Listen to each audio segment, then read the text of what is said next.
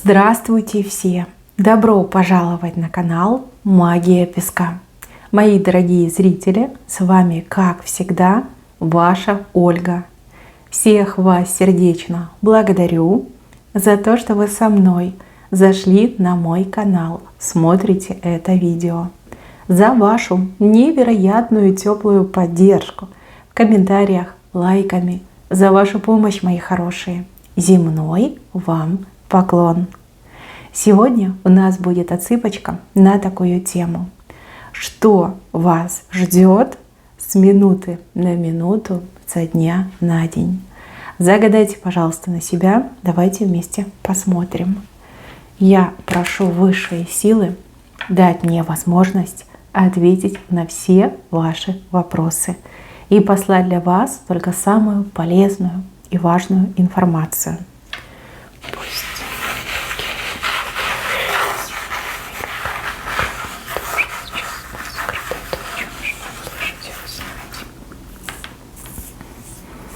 Так, мои хорошие, не забывайте, что отсыпочка у нас общая. Чужого не берите, но и свое не пропускайте. Итак, мои хорошие, смотрите, в самом основании рисунка, в корне рисунка, два человека раскачивают ситуацию. Возможно, это вы и еще кто-то, а возможно, это люди, которые рядом с вами, раскачивают какую-то ситуацию. То есть они, по сути, занимаются очень хорошим, благородным делом. Что-то застоялось, заржавело, что-то оказалось невозможным, недоступным. Но эти два человека эту ситуацию раскачают, они ее в свои руки возьмут. На самом деле это первые звоночки серьезных перемен, либо серьезных изменений. Если это вы и еще кто-то, вы молодцы, вы все делаете правильно. Если это какие-то другие люди, но вы к этому тоже будете причастны. Либо это на вас повлияет. Какая-то ситуация, вот она раскачивается и вот-вот совершится, вот-вот что-то закончится, разрешится, случится. Да? У каждого по-своему отыграется. Но вы буквально на пороге какой-то перемены. Перемены однозначно к лучшему. Вы можете даже интуитивно это ощущать. Либо интуитивно что-то делать, не понимая до конца, что конкретно я делаю, либо зачем я это делаю. Но вас ваша интуиция ведет в правильном направлении. Вас и еще одного человека. Ну, либо людей, которые рядом с вами находятся.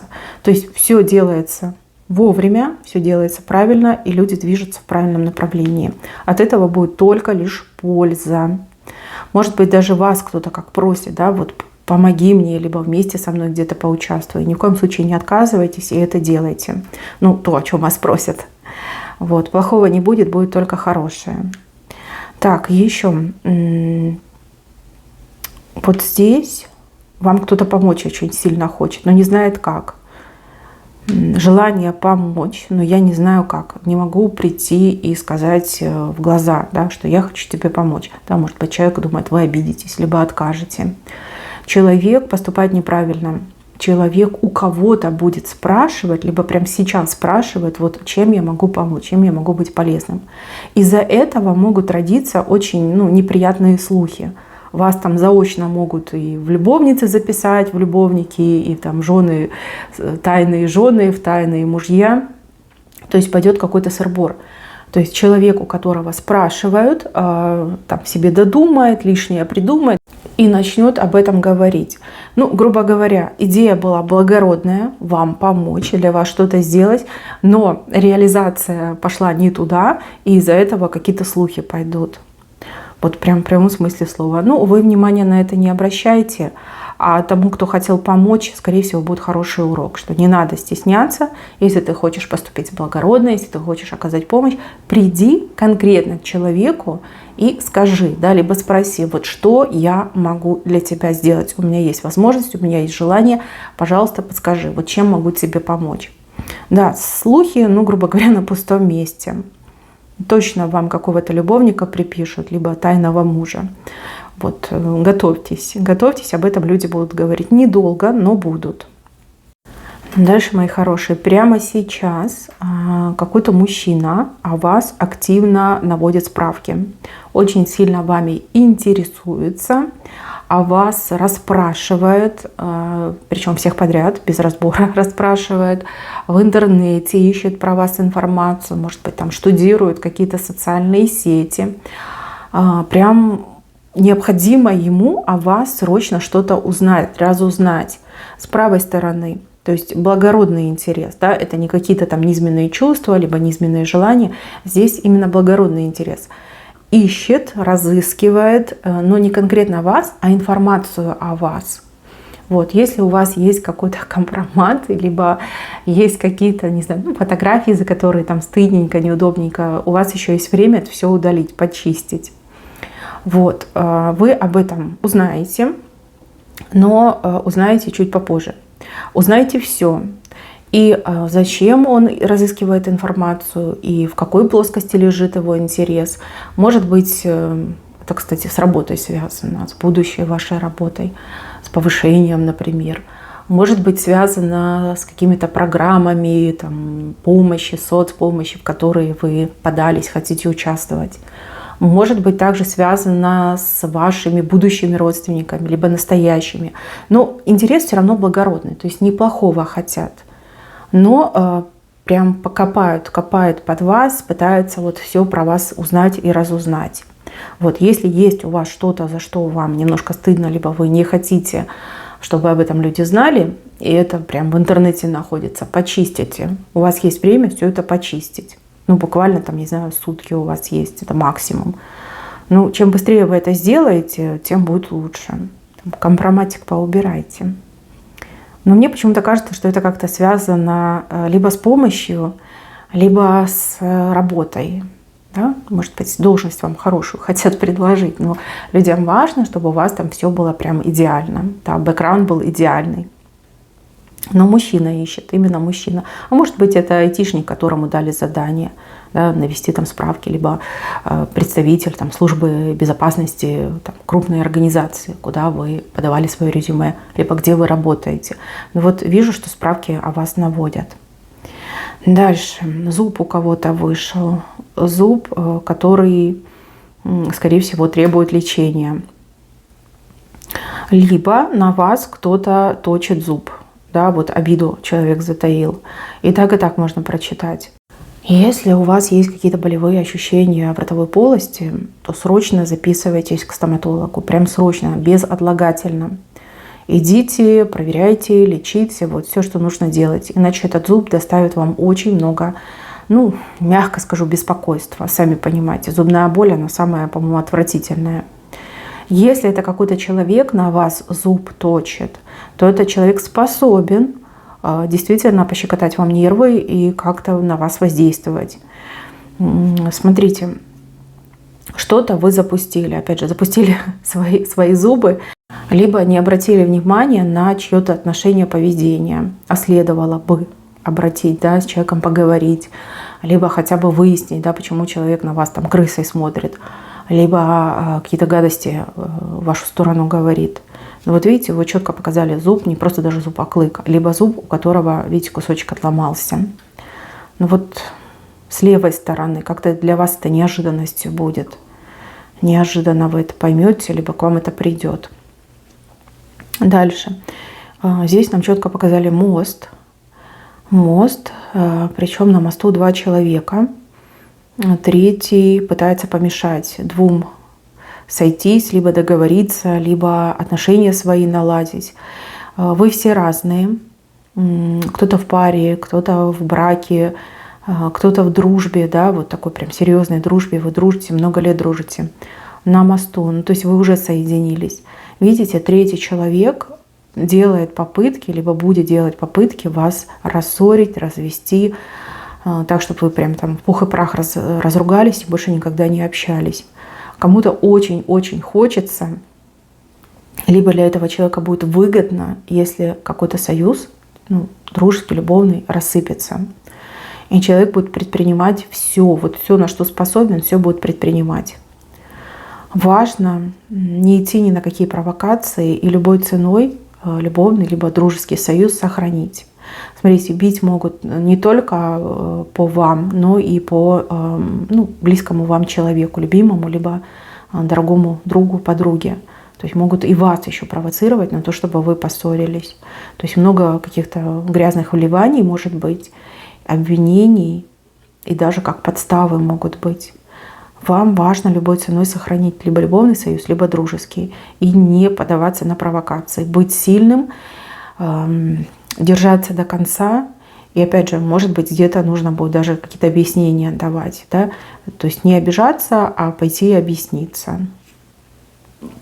Ну, как желание, да, свою какую-то выгоду сорвать, рассорить людей, либо развести людей. И еще мне кажется, что это женщина. Женщина, ну, либо мужчина с таким, как характером женским, да, немножко истеричным. Но больше, конечно, на женщину похоже. Дальше, мои хорошие. Один человек над головой другого человека раскрывает маленький зонтик.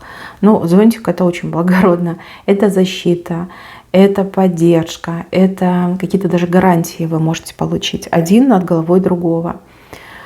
Смотрите, это может быть и в паре, да, когда ваш любимый человек говорит, ну там, не переживай, не волнуйся, я все сделаю, я там заступлюсь, я договорюсь, да, это приятно. И также, например, в семье это может быть, да, когда родственники там за вас впрягаются, друзья тоже могут вам такой зонтик дружеский раскрыть над головой. Ну, либо вы обращаетесь, допустим, там, в органы правопорядка, объясняете свою ситуацию, говорите, там, соседи шальные, либо какой-то человек мне угрожал. Да, и вам гарантируют, обещают, что мы тебя защитим. Очень это приятно, очень успокаивает нервы. И опять же, такой человек вам попадется как хороший психолог, ну, либо человек, который вызывает доверие. То есть вы доверитесь, быстро успокоитесь, возьмете себя в руки, и сразу вот это тревожное состояние, оно уйдет. Вот чего бы это ни касалось, вижу, что над вашей головой откроют зонтик. Так, здесь у меня два человека. Один другого куда-то прям зовет и тащит. Я так понимаю, что это вас куда-то будут звать, тащить, чуть ли не насильно. То ли вы домосед, домоседка, то ли вы, ну, может быть, вы какой-то образ жизни ведете, как вот отшельник, отшельница. Вижу, что кто-то решит вас растормошить. Вас куда-то будут звать на какие-то мероприятия, праздники, просто прогуляться. И чуть ли не насильно человек вас тащит. Слушайте, но человек вам добра желает. Человек действительно, человеку приятно, во-первых, с вами быть. Во-вторых, человек видит ваш потенциал. Человек прям, опять же, может, интуитивно чувствует, что вам нужно развеяться, что вам нужно побыть среди людей, либо на природе побыть. И прям вас тащат, а вы упираетесь. Но вижу, что с правой стороны, то есть это польза, на пользу вам пойдет, если вы согласитесь с этим человеком. И туда, куда вас зовут, приглашают, вы все-таки сходите. Так, здесь какие-то покупки, закупки. Куда-то вы будете отправляться, что-то приобретать, обретать, скупаться где-то будете. Вам совет дадут, совет, как адрес конкретно, да, иди в тот магазин, либо иди на, допустим, в тот торговый центр, там какой-то рынок, какие-то торговые площадки. Вам конкретно как адрес дают. И вы знаете, вы поедете и точно не ошибетесь. Только ехать вам как-то долго придется, либо это далековато находится. Но вы точно поезжайте, с правой стороны совет вам идет. То есть совет очень действительно хороший, толковый. И все, что нужно, вы купите, причем по приемлемым ценам. Да, и очень хорошего, там, неплохого качества, в конце концов. То есть по чьей-то рекомендации, да, вы отправляетесь на покупки, на закупки. Возможно, там целый день потратите, но оно того стоит, вот поверьте, оно того стоит. Уставшие, но довольные, вы вернетесь домой. Все, что задумали, приобретете, и даже больше кто-то приобретет. Касается ваших дел, либо, в принципе, вашей ситуации. У вас как-то долго все в спад шло. Вы не развивались, а наоборот, как в застойном моменте были. Смотрите, резкий подъем у вас начинается. Резкий подъем. Возможно, меняется сама ситуация. Возможно, какие-то внешние факторы влияют. Но там, где у вас был застой, намечается резкий подъем. Я бы даже сказала, прорыв. Конечно, вас это порадует. Конечно, вы с головой туда уйдете. Гораздо лучшие дела идут, когда получается, а не когда нужно, там, знаете, чего-то ждать, выжидать, барахтаться. Вот вижу, что вы прям с головой уйдете в свой этот подъем. В работе, в бизнесе, в вашей личной ситуации. Вот там, где был застой, ожидается резкий подъем. Что-то вокруг меняется. Внешняя среда меняется, либо внешние какие-то факторы меняются. И для вас это прекрасный шанс пойти в подъем. Вырваться, да, из застоя. Так, а здесь я вижу с левой стороны у женщины сердечко порадуется. Здесь какой-то мужчинка начнет оказывать вам знаки внимания. Причем не абы какие, а очень романтичные. Да, там стишок может прочитать, какой-то витиеватый, замороченный комплимент вам отпустить, там, цветы подарить. Может быть, там, не знаю, что там, кофе вам какой-нибудь вкусный купить, там, с круассанчиком, либо с каким-то пироженкой. Здесь проявляется, мужчина проявляется. Он смотрит на вас, улыбается, глаза у него улыбаются. Очень такие сладкие речи от него идут. Вы, девчонки, аж вспыхнете. Но это будет настолько неожиданно, но настолько приятно. Прям настроение у вас поднимается.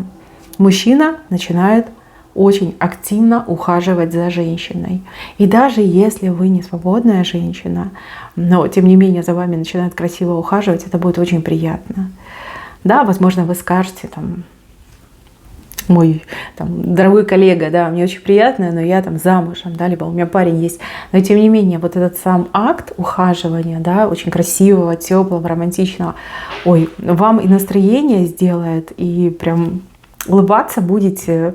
И вам, мои хорошие, так приятно будет, так легко на душе. За окном скоро осень, а у вас, наоборот, весна. Но если вы свободны, и мужчина вам нравится, боже, это самая прекрасная пора. Вот у вас начинается этот конкретно букетный период. Так, дальше. Мои хорошие, кто занимает руководящую должность, у вас есть подчиненные, либо вы мама, либо отец нескольких детей. Какой-то конфликт, и вам придется об этом разбираться и размерять людей, да? Гасить этот конфликт.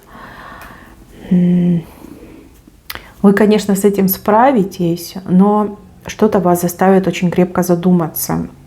Может быть, какие-то слова будут произнесены, либо какие-то действия будут совершены. Вот прям задумайтесь об этом. Задумайтесь. Но вижу, что будете гасить конфликт, будете разнимать тех, кто там спорит, ругается, либо дерется. И о чем-то вы прям задумаетесь. О том, о чем раньше никогда не думали. Вот какие-то мысли придут. Я еще вижу какие-то сложности с тем, чтобы с кем-то связаться, либо поговорить. То ли вы не сможете дозвониться до нужного вам человека, либо вы будете писать человеку, человек не будет отвечать. Дурного не думайте, человек чем-то занят. Либо у человека там банально связи нет. Так иногда бывает, там интернет не ловит. Себя на трагичные мысли не накручивайте. Там ничего дурного нет, криминального ничего нет. Просто человек, недоступен. Так иногда бывает. Да? Человек, там, не знаю, в лес ушел за грибами. Либо человек, там, телефон разрядился, да, и негде подзарядить. Дурного не думайте. Просто не думайте. И еще мамы, особенно мамы и бабушки. Ребенок может гулять допоздна, и опять же с телефоном что-то может произойти, не отвечает на телефон. Не надо обзванивать все там полицейские участки и ближайшие больницы. Загулялся ребенок, с кем не бывает. Здесь ничего плохого я не вижу. А у вас прям паника может произойти. Вот не отвечает, не пишет, нельзя дозвониться. И такие дурные мысли в голову лезут. Либо успокоительное принимайте, либо договоритесь с ребенком, да, что вот проверяй телефон, проверяй, есть ли зарядка. Если вдруг там видишь, что у тебя зарядки нет, разрядился телефон, ты с чужого, например, телефона мне хотя бы смс-очку отправишь, что со мной все в порядке. Да? То есть заранее договаривайтесь. И также, например, может быть мужчина, который в командировку уехал, там, не выходит на связь, там, попал в поле, где нету связи. То есть нельзя нервничать, там все хорошо будет, да, все обойдется. Себя не накручивайте. Так, и в самом венце нам показывают прямую дорогу к желанной двери. То есть, грубо говоря, то, что вы хотите, то, чего вы желаете, вам станет доступно, либо для вас откроется. Вы все разные, желания у вас разные, потребности у вас разные. Но здесь дорога четкая и короткая, а дверь большая и уже распахнутая для вас. Очень хороший знак. Так, мои хорошие, на этом у меня все. Берегите себя. Всем спасибо за внимание. Всем пока-пока.